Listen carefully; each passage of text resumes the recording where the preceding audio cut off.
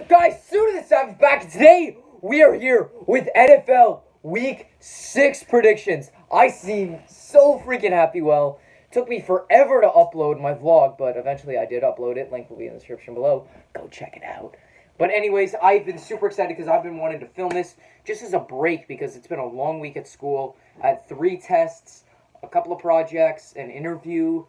It's just been so long, but I'm able to put that behind me as we are here for predictions, as we're going to be predicting all our Week 6 matchups. I did a very good job in Week 5, so let's see how well we can do in Week 6 when we get this video started right now. So now we have our very first matchup between the New York Giants and the New England Patriots. This is a rematch of Super Bowl 46 and 42, both of which the Giants won. So starting out, the Giants lost to the Vikings 28-10, and the Patriots beat the Redskins 33-7. Now, starting out with the Giants, they lost to the Vikings. Daniel Jones threw for only 182 yards, a touchdown and a pick. John Hillman had to be the running back since Wayne Gallon went down with an injury. So this game will not have Eli Manning or Saquon Barkley. So this is not looking good for the Giants. Darius Slayton had himself a good game. You got Golden Tate back, but he only had 3 receptions for 13 yards. Sterling Shepard didn't do much. The Giants didn't do too much as they got creamed by the Vikings. And then the Patriots. You guys might be 5-0, but I'm not impressed at all. You've played nothing but garbage. You played the Steelers, the Dolphins, the Jets. You played the Bills, which was your best bit of competition that you barely won, and the Redskins. I'm not impressed in the slightest bit. I mean, your defense is very good, but you're facing garbage offenses. Wake me up when you beat a real team. And this is going to be another easy match for them. Brady threw for 348 yards, a touchdown, 3 touchdowns, and a pick. Sony Michel ran for about 91 yards and a touchdown. Julian Edelman came back 110 yards on 8 receptions for a touchdown. The defense, another pick by Jason McCourty. Not much to say, but the Patriots... Now, here's the funniest thing I found out. The Patriots have won 18 straight road games. The Giants know a thing or two about 18 straight wins because, of course, the Patriots were 18-0 going into Super Bowl 42, favored to cream the Giants, but the Giants pulled out the victory. This time, the Patriots will win. So now you have our very next matchup between the Carolina Panthers and the Buccaneers, as they will be playing in London at 9:30. So pip pop cheerio, turn on your TV for 9:30 and watch a football game. Not this European, this American football. Anyways, I'm sorry for that cringe. Anyways, but let's get to it. The Panthers, they beat the Jaguars 34-27, and the Buccaneers fell to the Saints. Hell yeah, 31-24. So starting off, the Carolina Panthers, they stopped Gardner Minshew II, even though he threw for 374 yards and 2 touchdowns. Leonard Fournette got 108 yards and a touchdown, but it's not about the Jaguars, it's about the Panthers. Kyle Allen didn't have a good game. He only threw for 181 yards and a touchdown. Christian McCaffrey, once again, over 230 scrimmage yards and 3 total touchdowns, lighting up fantasy football. Your defense, your D-line was able to stuff Gardner Minshew II. Took too many penalties on the final drive, but that's okay. And go to the Buccaneers, you guys let Teddy Bridgewater go all over you. This one goes to everyone who said it was not possible for Bridgewater to do it. It's possible, all right. But this is more about the Buccaneers. Jameis Winston threw for 204 yards, 2 touchdowns, no picks. The rushing game was very limited. I mean, you're facing New Orleans. Chris Godwin got himself another 125 yards and 2 touchdowns. Mike Evans, baby, was held to nothing. Marshawn Lattimore, lockdown cornerback. Mike Evans got nothing. But this time, this game is being played in London. If I want to pick a winner for this one, I'm going to go with the Buccaneers. I'm going to go with a bit of an upset. And now you have what might possibly be the worst matchup this season between the Washington Redskins and the Miami Dolphins. Oh my God. Like, when I first heard that this was happening earlier this week, I was just thinking this is going to be maybe the worst match possible. And here's what's going on. So the Redskins lost to the Patriots 33-7. And the Chargers were on their the Dolphins were on their bye week, but the last week they lost the Chargers 30-10. So the Redskins, they got a quarterback carousel going on. They started Case Keenum. That didn't last too long, as eventually you went over to... it didn't last long. You went to Dwayne Haskins, which apparently they claimed was a mistake. And now you got Colt McCoy as your quarterback. I think they're putting back Case Keenum. You guys did nothing against the Patriots. Absolutely nothing except pick them off once. That's it. And the Dolphins, well, you're the Dolphins. Gonna go 0-16. Week 4, Rosen threw for 180 yards, a touchdown, and a pick, and everything else was just super limited. They had a lead for like 5 minutes, and that's about it. But if I gotta pick one of this one, I'm gonna go with the Redskins. I mean, they may have fired Jay Gruden, but the Redskins will pull off victory. Now you have our very next match between the New Orleans Saints and the Jacksonville Jaguars. The Saints came off a 31-24 victory over the Buccaneers, and the Jaguars came off a 34-27 loss against the Carolina Panthers. Starting off with my boys in the New Orleans Saints. Baby Teddy Bridgewater, 26 for 34, 314 yards, a touchdown, and a pick. Don't worry about the pick. That was on Ted Ginn Jr. being unable to hold on to the ball. But Bridgewater played an amazing game. Alvin Kamara had a little over 100 scrimmage yards. Michael Thomas, 182 yards on 11 receptions for 2 touchdowns. A very good game played by the Saints. I mean, another big guy was Marshawn Lattimore. He might not have picked off Jameis Winston, but he was able to hold Mike Evans to 0 yards and 0 receptions, which is amazing. And then you have the Jacksonville Jaguars. The legend of Gardner Minshew II. Well, he played a good game. Threw for 374 yards, 2 touchdowns. Leonard Fournette ran for 108 yards. DJ Chark, 164 yards, 2 touchdowns. You guys played a very good game, but in the end, it was just too little too late. A couple fumbles at the worst time possible, as the Panthers made one less mistake than you guys did. The Panthers were a step ahead of you, and the Saints will be a step ahead of you very easily. Saints are winning this game. And now you have our very next match between the Cincinnati Bengals and the Baltimore Ravens.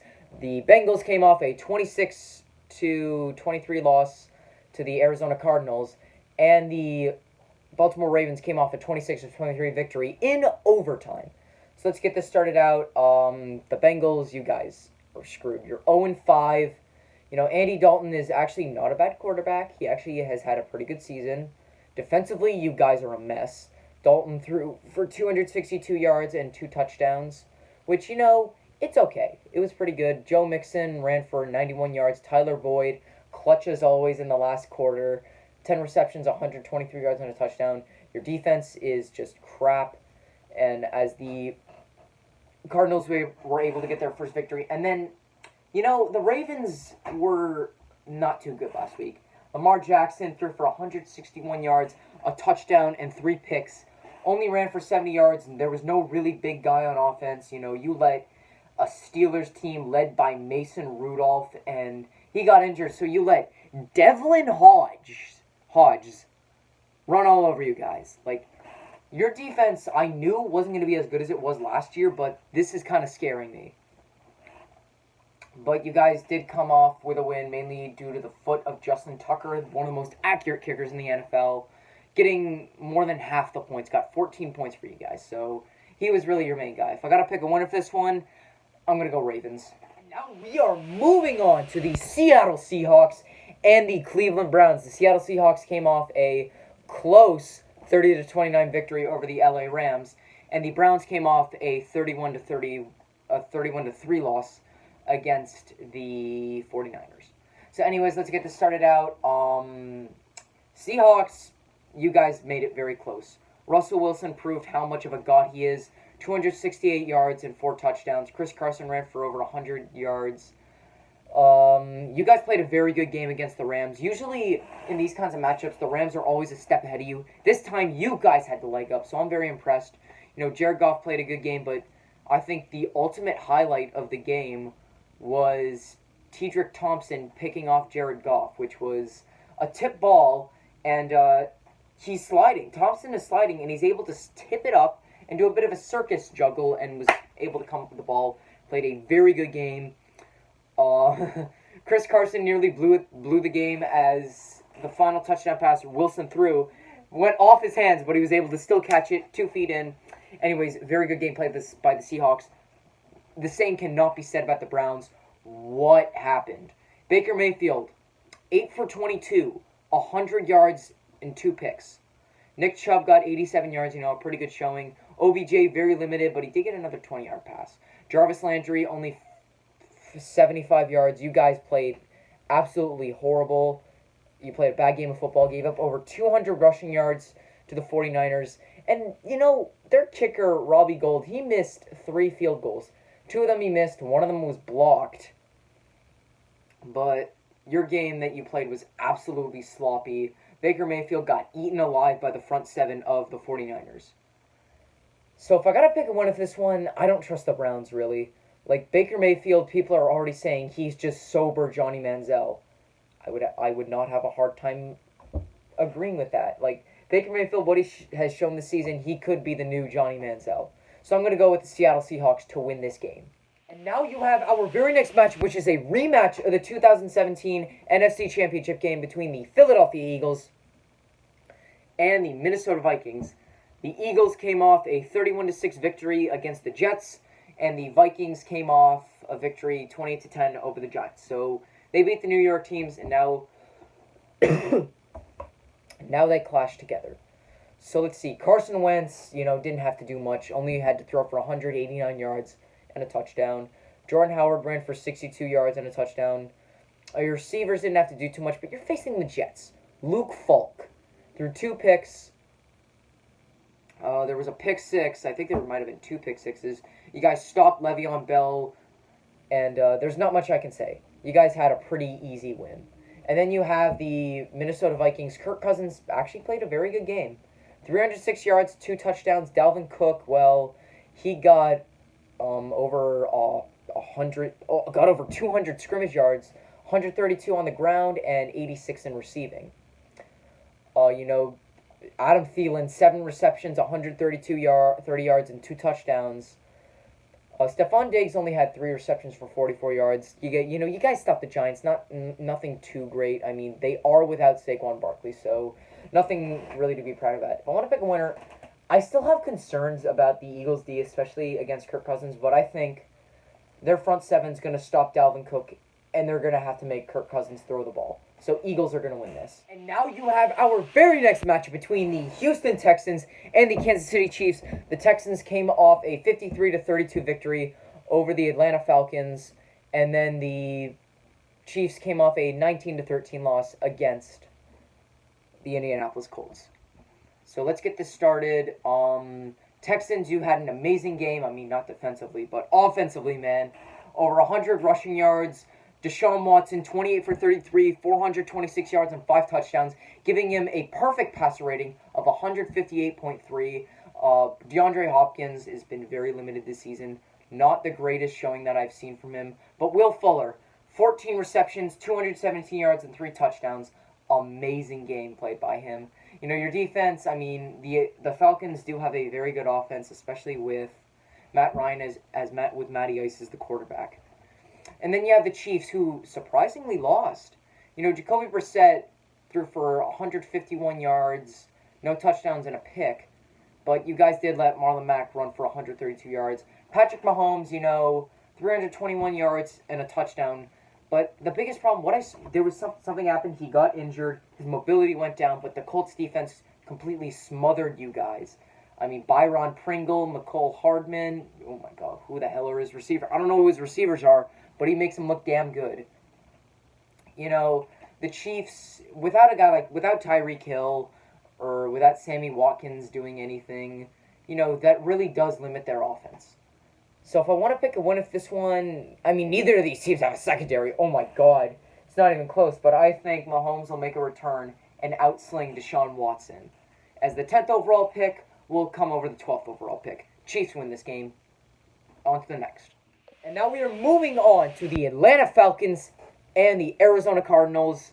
The Falcons came off a 53-32 loss against the Texans, and the Cardinals came off a 26-23 victory over the Bengals. So starting off with the Falcons, you guys played a good game, but it just wasn't enough. Your defense, wow, got lit up by Deshaun Watson. I mean, it's pretty hard. I mean, you guys are without Keanu Neal, but seriously though, you guys gave up over 500 yards to the Texans. I mean, they're a very good offense, not going to lie. nearly giving up over 600 yards. I mean, they played a great game. Matt Ryan, 333 yards, 3 touchdowns, and a pick. The rushing game is as bad as it ever. Julio Jones was very limited, but Matt Ryan, he had his guys, Calvin Ridley, Mohamed Sanu, Devontae Freeman in reception. And then you move on to the Arizona Cardinals. You won your first game. Kyler Murray, 253 yards, no touchdowns, but he did run for 93 yards and a touchdown. Larry Fitzgerald and David Johnson combined for about 100 yards. Not the greatest game played. I mean, you beat the Bengals. They almost beat you. So there's really not much I could say. I mean, the Cardinals, they played an okay game.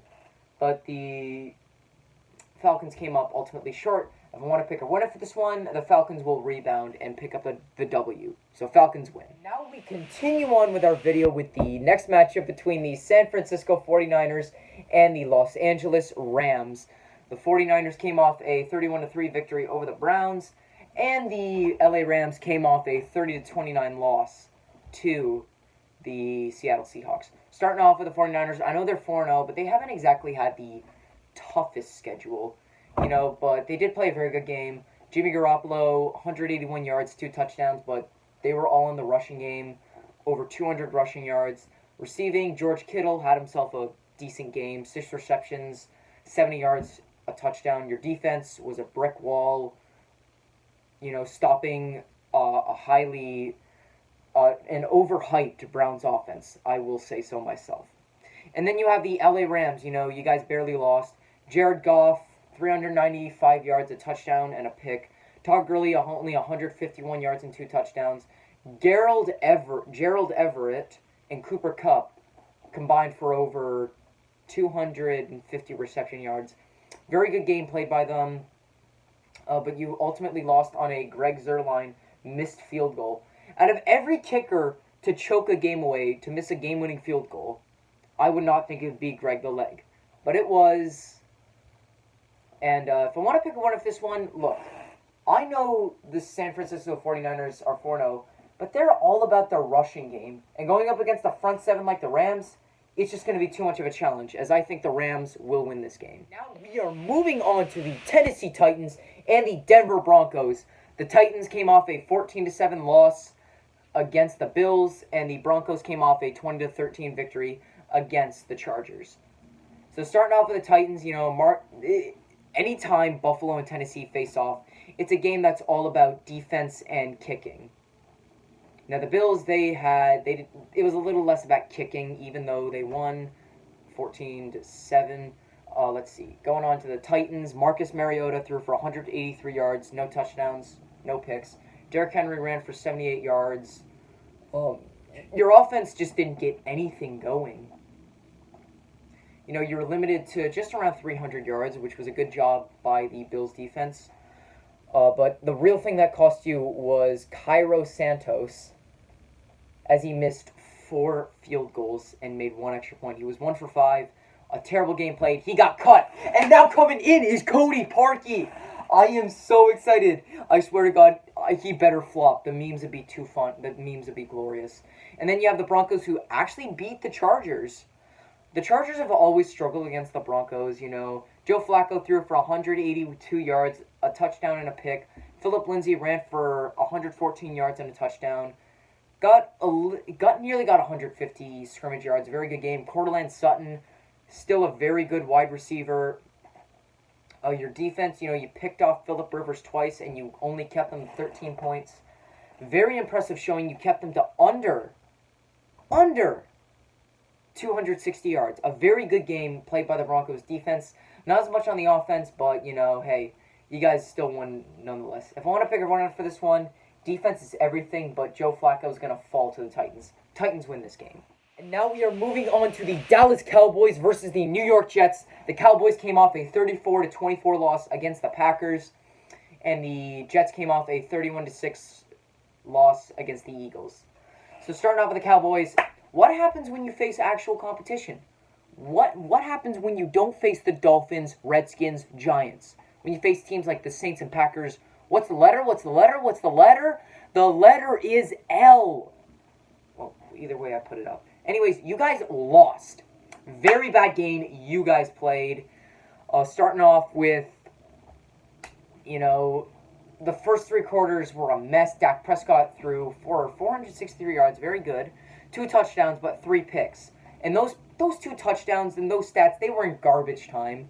Ezekiel Elliott only ran for 62 yards. Amari Cooper and Michael Gallup combined for over 300 reception yards. Cooper getting 226 yards and a touchdown. Very good game that he played. Your defense fell apart to Aaron Jones and Aaron Rodgers, the 2 Aarons of your demise. Mason Crosby, he made his field goals, did what he needed to do. Very good game. And then the New York Jets. What the hell is going on? I mean, Luke Falk, 120 yards, no touchdowns and a pick. Le'Veon Bell, only 43 rushing yards. It's mainly because he doesn't have nowhere near as strong as the O-line as he did when he was with Pittsburgh. There's nothing really much I could say. You got crushed by the Eagles.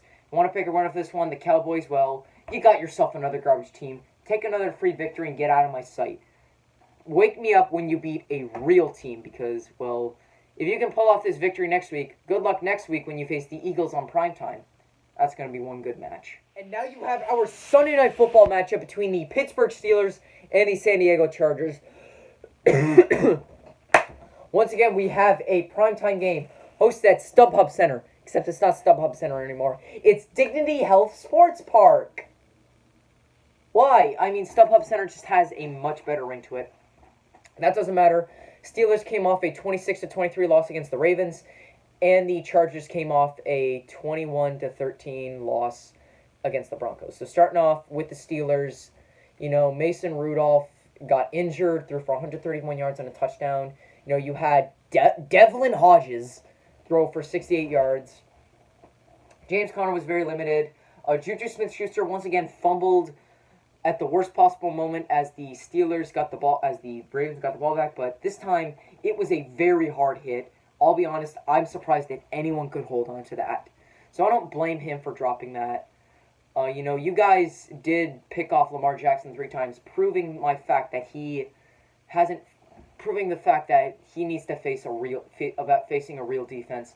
Then you have the Chargers. You guys lost to the Broncos. Melvin Gordon is back, but only ran for 31 yards. Phillip Rivers threw for 211 yards and 2 picks, no touchdowns. Austin Eckler once again got going and receiving, but honestly, you guys it wasn't a good game you played against the Broncos. You let Joe Flacco finally get his first victory of the season. I want to pick one of this one, it's going to be the Chargers. And now we have our final matchup on Monday Night Football, well, the final matchup of Week 6, between the Detroit Lions and the Green Bay Packers.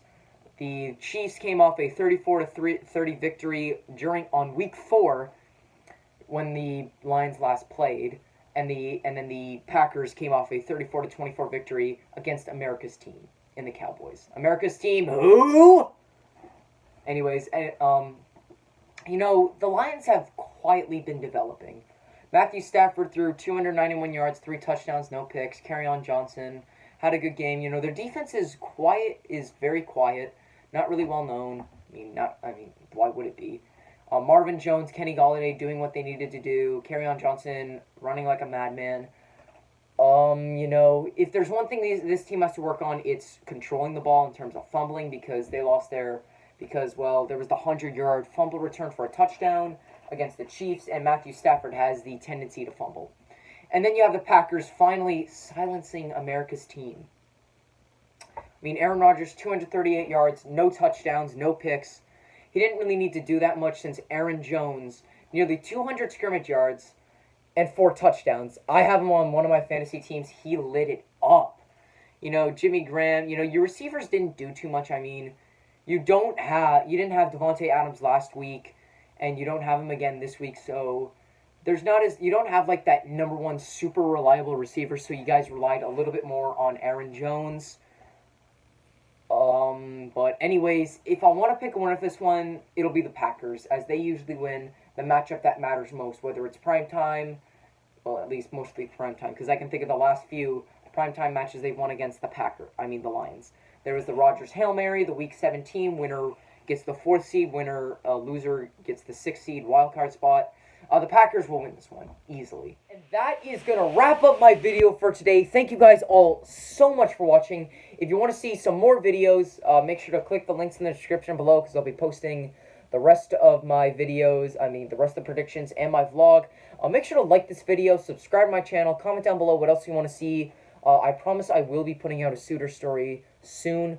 It's just that I wanted to put on a bit of a grind when it comes to the NFL videos. And make sure to follow me on Instagram and Snapchat at SudaSavage. Thank you guys all so much for watching. Have a great day. And it's currently going to be Canadian Thanksgiving. So happy Thanksgiving. Gobble, gobble.